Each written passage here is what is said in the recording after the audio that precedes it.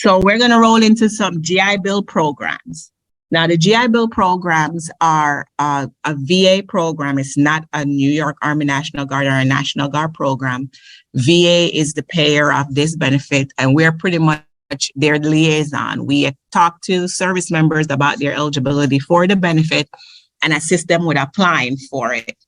So the three main GI Bills that you will see as a National Guardsman is your Montgomery GI Bill, which is the Select Reserve one, which is the main one, as if you come in on a 6-year contract.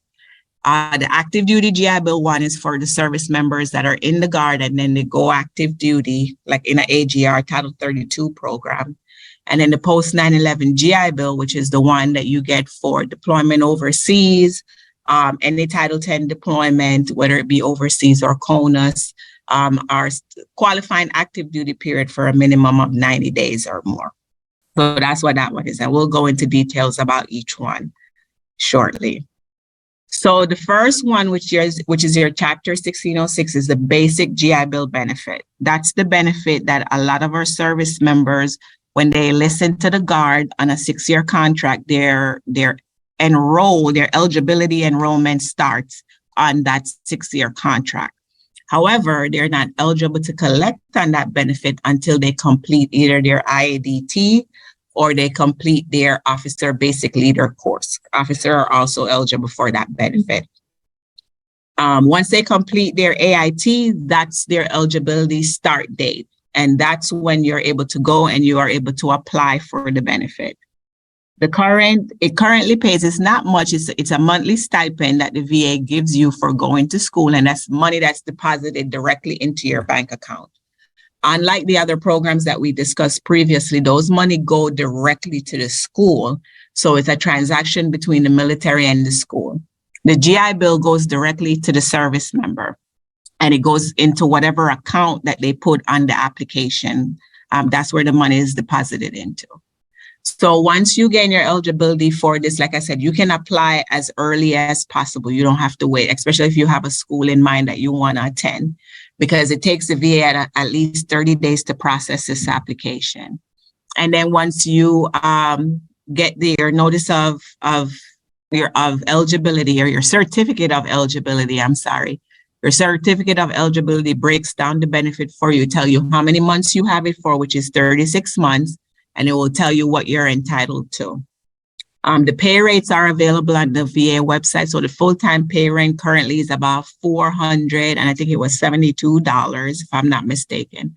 And that's how much you'll get if you're going to school full-time. Full-time is defined by whatever the college deem as full-time. Because remember, you have online classes that are a little bit different versus traditional classes. So full-time doesn't necessarily mean you're taking 12 credits. It just means what the college deem as full-time, however the college reports it to the school. So once you're going there, that's what you'll get every month, and that can assist you with your costs for books or any additional expense that you might incur while going to school. The Montgomery, the Chapter 30, Active Duty GI Bill is for active duty members, a little bit different. Like I said, it's for an AGR service member. I'm not going to go too depth into that, but it is available for National Guardsmen that are then selected to go into the AGR program. They have to pay into this benefit. And once they pay into this benefit for 12 months, then they're eligible to use it in lieu of the other GI Bill benefits that they may have. You may have a service member that comes in with a Select Reserve GI Bill, goes AGR, and then also has the Active Duty GI Bill. So now they have two benefits. And with those two benefits, they're able to use them for 48 months total, no more than that. All right, so the Post 9/11 GI Bill is the newest of all the GI Bills. It came into effect around 2011, 2012, and it's for any service done after 9/11 for 90 days or more. And you got to be either in a Title 10 or a Title 32 status. I pretty much briefly went over a couple of things, qualifying period, but the one I did miss is COVID. So any service that you did, so we had service member in the Guard that got activated in 2020 and 2021 to conduct COVID mission, that actually qualifies for the 9/11 GI Bill as well. Now, if they are on orders, so if that service member was on orders for a minimum of 90 days, they're eligible for 50% of the benefits. It's 50% to 100%. 100% is 3 years or more total qualifying time. And the time is accumulated. So if you go on multiple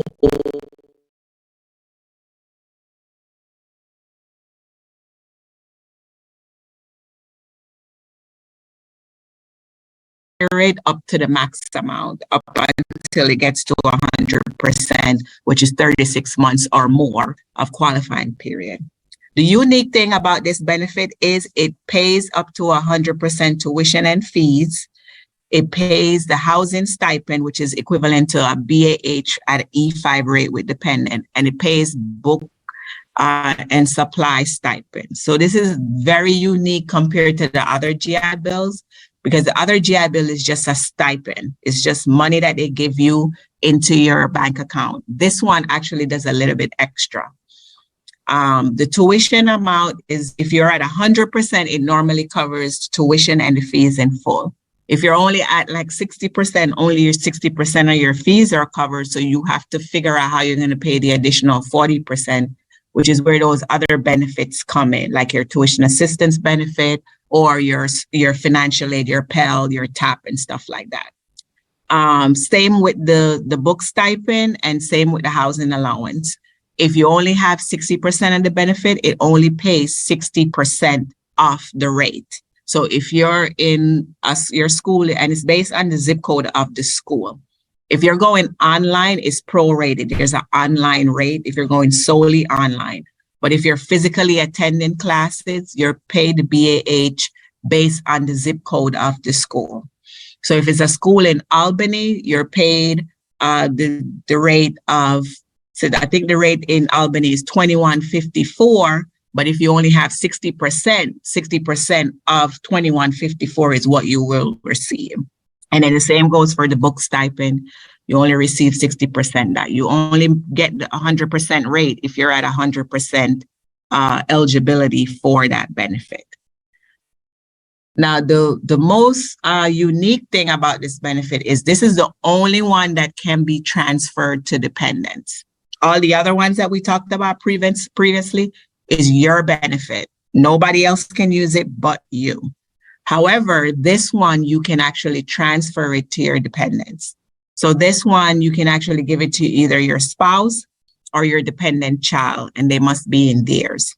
But it comes with a commitment. So once you are eligible for the 9/11 benefit, you have to agree to serve 4 more years from the date you're requesting to transfer the benefit to your dependent.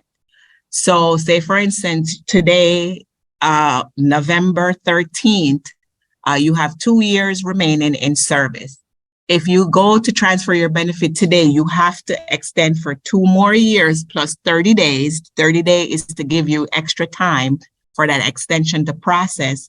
So you have 4 years remaining as of today when you're electing to transfer that benefit.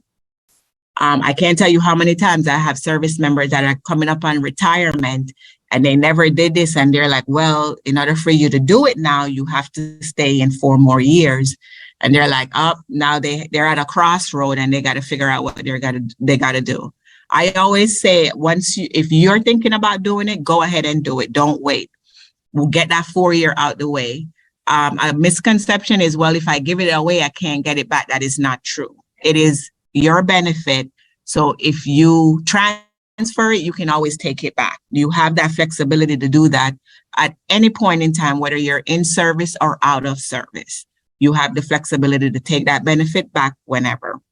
And then it's a simple process. You go through MilConnect. As long as your dependents are listed in theirs, you go in and you select how many months you want to give each dependent. You cannot transfer no more than 36 months because with one GI Bill benefit, the max amount you can use is 36 months. If you use GI Bill in the past, or if you have a previous GI Bill and you're electing to use 9/11, you're making an irrevocable decision, and it's going to be in there to tell you you're giving up that GI Bill benefit for this one. And then once you make that irrevocable decision to give up the other one, you transfer the months over into this one. And then you're able to split it up however you want between your dependents. Like I said, you have the flexibility to change it. The only thing you cannot do is you cannot add a dependent once you're no longer in service. But once you elect to transfer to any of them, and I always say give them at least a month, you are able to go back and you are able to change that. Once the transfer is approved, if you transfer it to your spouse, they use it as if they're the service member, so they can use it right away. And then they have all the entitlements that the service member would have. If the service member is AGR, the spouse is treated like AGR, so they cannot collect the BAH. So keep that in mind.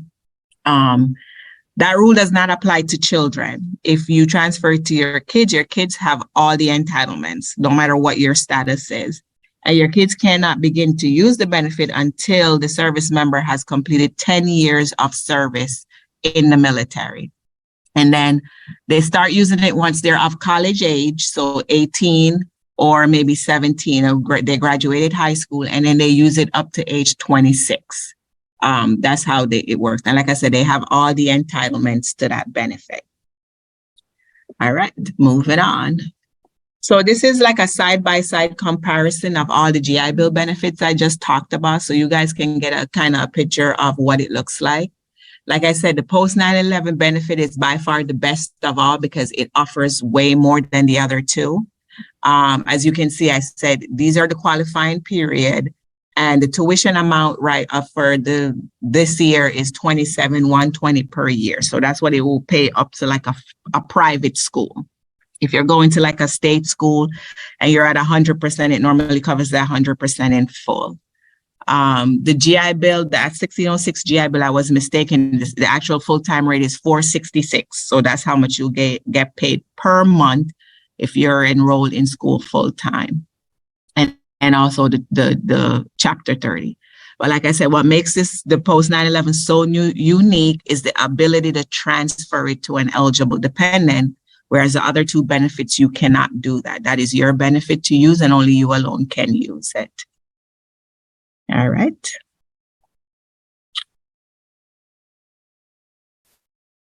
Okay. So in addition to the GI Bill, there's also the GI Bill kicker, which is that incentive.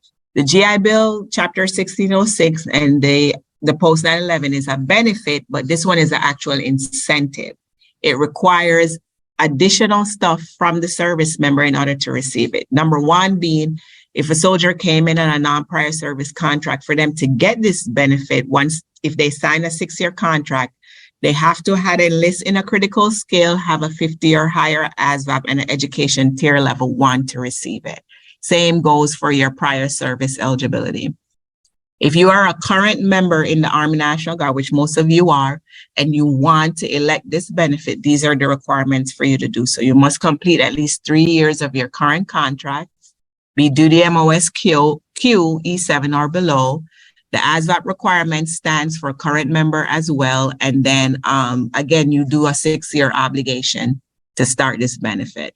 So that's if you're elected to do this. And what this is just an extra money in your pocket. So I'm going to go back one slide so you can get an example of what I'm referring to. So say, for instance, you have this reserve GI Bill, and you when you came in, you signed your 6-year contract and you're eligible for the $466 a month. The kicker add $350 to that. So instead of $466 a month, if you're going to school full time, you're going to receive $816 a month if you also have the kicker benefit as well. If you're going to school full time, I think my math is right. Yes, $816. So that's what it is.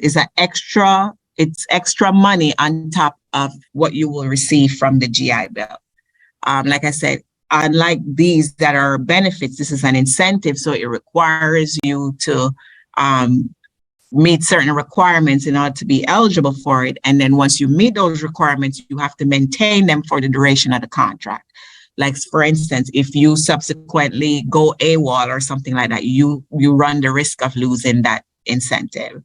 So that's something to keep in mind. But it is available, And if if you want a little extra, then yes, these are the requirements in order for you to get it.